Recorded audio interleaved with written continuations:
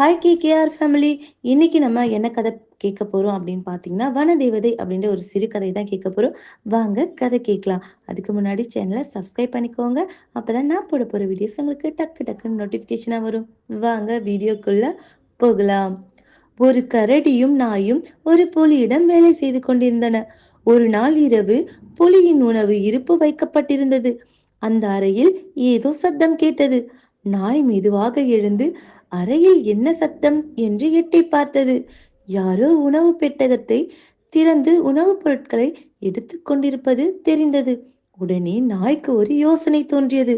உள்ளே இருப்பவர் வெளியே வராதபடி தடால் என்று கதவை தாளிட்டு திருடன் பிடிப்பட்டதை புலியிடம் சொல்ல ஓடியது. நாய் ஓடுவதை அறிந்த கரடி, நாயே, நீ பேசாமல் இரு என்று சொல்லிவிட்டு புலியிடம் சென்று தான் திருடனை அறைக்குள் பூட்டியதாக பொய் சொல்லியது. புலி கரடியின் சமயோஜனத்தை மெச்சியது. திருடனை பிடிக்க புலியும் கரடியும் உணவு பெட்டகம் இருந்த அறையை நோக்கி வந்தன. கதவு திறக்கப்பட்ட போது உள்ளே திருடன் இல்லை. மாறாக புலியின் மனைவி மயங்கி கிடந்தது. கோபமடைந்த புலி, என்ன கரடி, இது என்ன அயோக்கியத்தனம்! உணவு பெட்டகத்தில் உணவு எடுக்க வந்த என் மனைவியை பூட்டிவிட்டு திருடனை பிடித்ததாக பொய் சொன்னியா என்று உரிமியது. கரடி நடுங்கியது. மூளையில் பதுங்கியிருந்த நாய் தப்பித்தோம் என்று பிழைத்தோம் என்று அவ்விடத்தை விட்டு ஓடியது. இந்த சம்பவத்திலிருந்து கரடி நாயை எப்படியாவது துன்புறுத்த வேண்டும் என்று எண்ணி தீர்மானித்தது. ஒரு நாள் அழகான மணிகளால் அலங்கரிக்கப்பட்ட கயிறுகளை அணிந்து கரடியும் நாயும் உல்லாசமாக சென்றன. வழியில் ஒரு முள்வேலி குறுக்கிட்டிருந்தது. அரை நொடியில் முள்வேலியை தாண்டியது கரடி. நாயையும் தாண்டச் சொல்லியது. கரடிக்கு பயந்த நாய் மெதுவாக முள்வேலியில் ஏறி குதித்தது.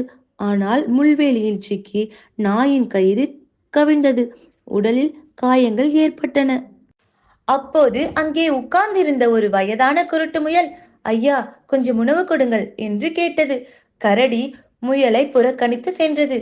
ஆனால் நாய், என்னிடம் இருப்பது இது மட்டும்தான் என்று சொல்லி தன்னிடம் இருந்த ஒரு சிறு உணவு துண்டை முயலுக்கு கொடுத்தது. ஆச்சரியம்! உடனே குருட்டு முயல் இருந்த இடத்தில் வனதேவதை தோன்றியது. நாயே, உன் கிழிந்த கயிற்றையும் ஏழ்மையான தோற்றத்தையும் பார்த்தால் பரிதாபமாக இருக்கிறது. உன் நல்ல குணத்திற்கு விரைவில் வெகுமதி கிடைக்கும் என்று சொல்லி தன் மந்திரக்கோளால் நாயை தொட்டு மறைந்தது. இது அழகான உடனே நாயின் கிழிந்த கயிறு அழகான மணிக்கயிர்களாக மாறியது. காயங்களும் மறைந்தன. இதை பார்த்த கரடிக்கு பொறாமை ஏற்பட்டது. இருக்கட்டும், உன்னை சரியான பாடம் கற்பிக்கிறேன் என்று தனக்கு தானே சொல்லிக் கொண்டது. வழியில் ஒரு மரக்கிளையில் உட்கார்ந்திருந்த பெரிய கழுகு கரடியை பார்த்து, ஏ கழுகே, இந்த நாயை தூக்கி உனக்கு பிடித்த இடத்தில் விட்டுவிடு, நான் உனக்கு உணவு தருகிறேன் என்று சொல்லியது. பறந்தது.